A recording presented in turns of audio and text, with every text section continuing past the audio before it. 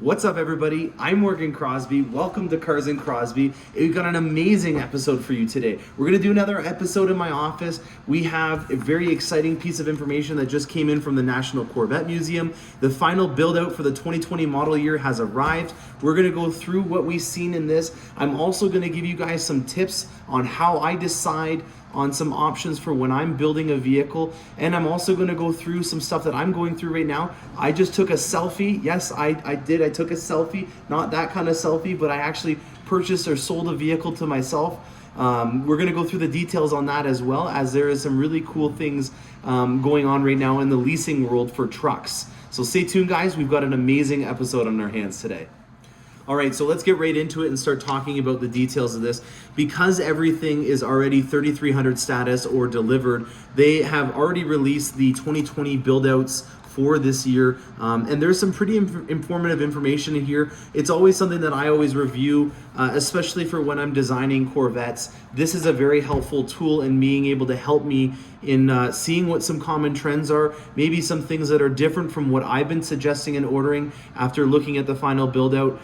It's very informative, and also it's very fun to find out how rare your Corvette is.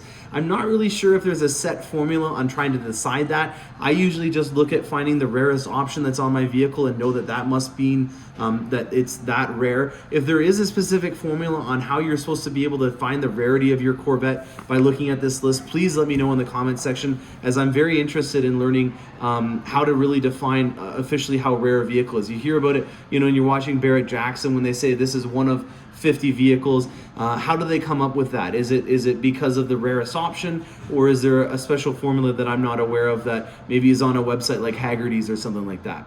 So when we go through this, you'll see that they've broken it down with Stingrays and coupes, convertibles and coupes.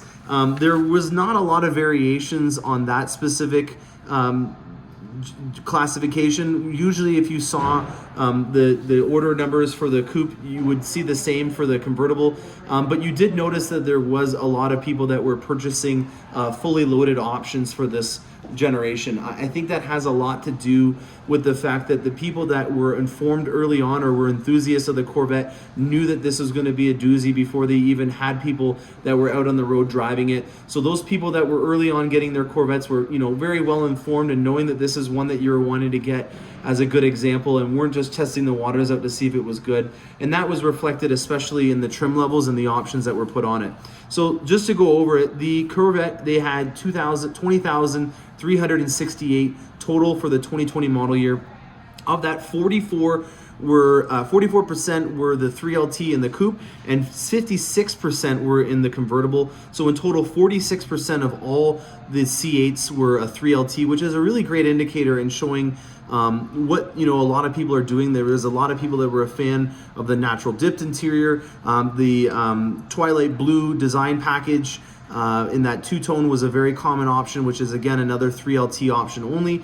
To see the variation between the coupe and the convertible, that I think has a lot to do with the fact that if a convertible is open, you're going to see a lot more of the interior, and so why not have a nice interior to show off? And if you're also going into a convertible, price point may not be of a concern because it is a significant increase, and so the 3LT is a minor drop in the bucket when you consider that you already have a convertible.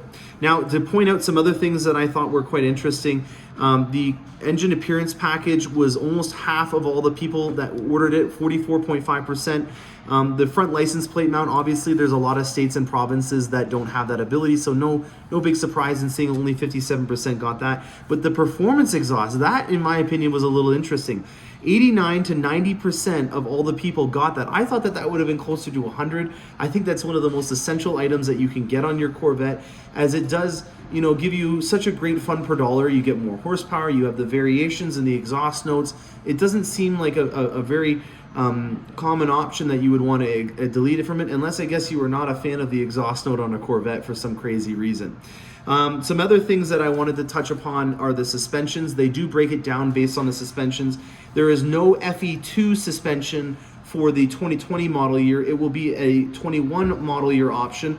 That is the magnetic ride control on a non-Z51. And if you guys were listening along to Corvette Today podcast, where they were interviewing Taj over the weekend, you will have known that Taj is getting himself a red mist metallic non-Z51 with the mag ride. So I'm assuming, being an engineering guru, that he's excited about trying out a new platform to the Corvette, and wanting to make sure that everything is good to go on it. He also noted in the video that he always gets a brand new Corvette for every single model year, and I'm assuming because this was one of the biggest changes that came to the 21 model year, that's why he went with that.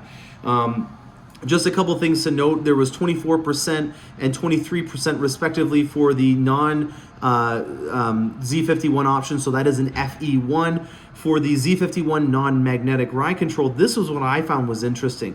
22 and 19% of the people were getting that without the mag ride. That, in my opinion, is surprising, because if you're going to go with a stiffer, more aggressive, sporty Corvette, it makes sense, in my opinion, to go the extra mile for that magnetic ride control, just to give you some even more play in the suspension and being able to control having a more sporty ride on the vehicle. It really does help in offsetting the fact that you do have a Z51 when you get that magnetic ride control.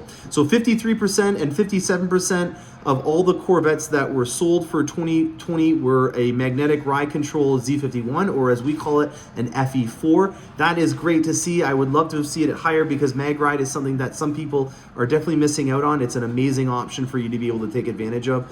I do have some videos on that if you haven't watched it. If you haven't, I'll make some more content, as there's some really cool stuff such as flying car mode that you can do with the magnetic ride control.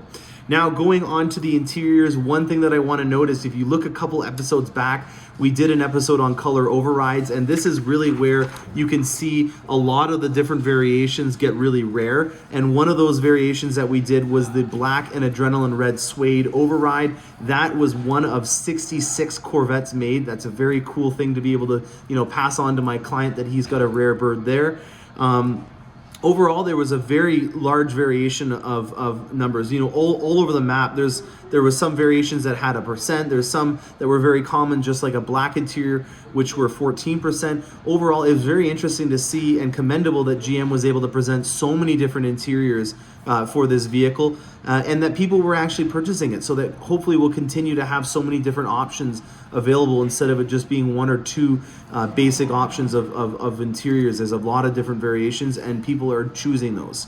On top of that, we got to talk about Canadian content. There were 1,490 Corvettes that were delivered to Canada for 2020. I'm very proud of that. That's 7.3% of the market share. When you consider how many Corvettes there are in Canada compared to the market share of Canada, I'm very proud of that number, to say that there is a lot of us up here that are enthusiasts, and we love to see GM allowing us to be able to get Corvettes up here. So thank you very much for producing that many and giving us the content. Some more things to point out that were really interesting had to do with the personalized plaque. I was very interested to find out that only 1,009 people ordered the BV4 personalized plaque option. It was something that I chose on my Corvette. The number one complaint that I get, or concern, I guess, from people would be the fact that they may be looking at getting rid of it down the road. On the previous generations, you could pop that out and get a base one to put back in there. I thought that would be something that more people would choose. I usually offer that as a gift if someone's interested in getting it, as my way of thanking you for purchasing a Corvette. And there's some really amazing stories over the years that I've had happen. There was one time where a couple came in to purchase or inquire about a Corvette, and near the end of the process, the wife turns to me and says, at any point if I felt uncomfortable with this process, I had a safe word that I said to my husband that he would have to stop this process and leave the dealership, and that was Delilah. And so I thought it was really appropriate to purchase as a gift for them the word Delilah on the plaque for them, just to thank them for their business. So there's a lot of cool stories. I've seen a lot of credos to people's mottos in life that they put on there, and some really cool options. And just a little surprising to only see one of 20 Corvettes that were built to have that option on it. Another thing that we got that was very informative and helped easily for us to digest, which was this table showing us the different combinations that came on the 2020 model year. And if you're interested in looking at some rare options, there was the one Corvette that was unique. Out of all the things that you could do on your Corvette, there was only one Corvette that came out with a unique combination, and I built it here just to be able to show you it. This is Accelerate Yellow on the Twilight Blue interior 3LT. There is only one of those out there, so congratulations to the guy that built that rare bird. That is an amazing Corvette, and you're the only one out there for 2020 that can say that you were driving a one-off Corvette. So very cool. If you guys are interested in this information, it's on the NCM website.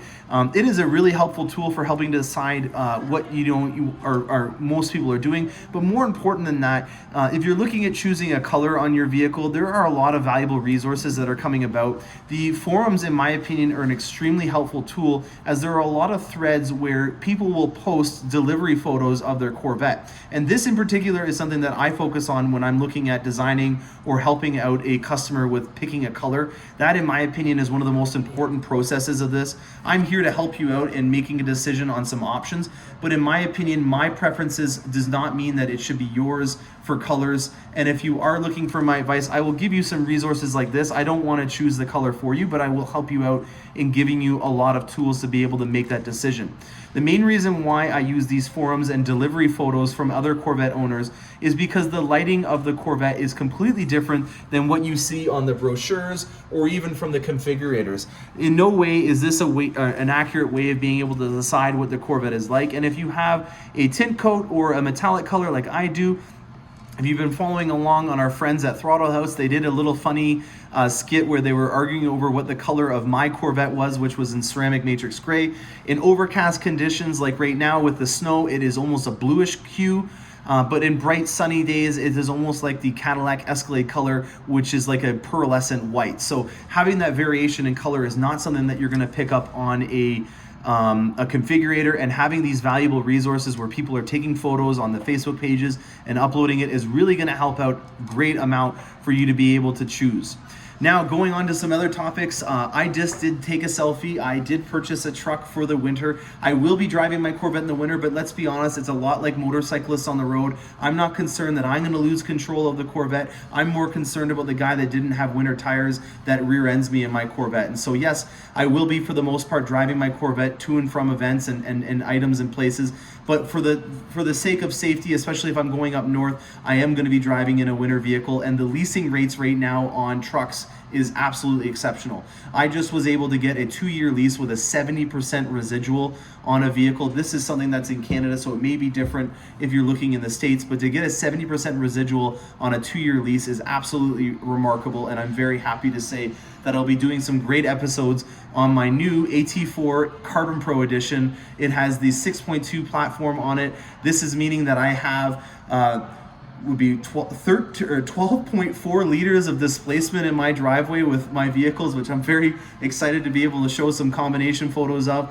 And then one last thing that we're going to talk about before I let you guys go is another really cool gift that I got. I thought it'd be kind of fun to do maybe a little walk around video on this cool remote controlled ZL1 that I just got in. It is a supercharged model, so I'm excited to see how fast this thing can go across the showroom floor. It's in torch red, and it is a really cool model. I really appreciate this gentleman for bringing in this gift for me. It's really awesome that you guys are thinking of me and bringing in some stuff. So thank you so much, guys.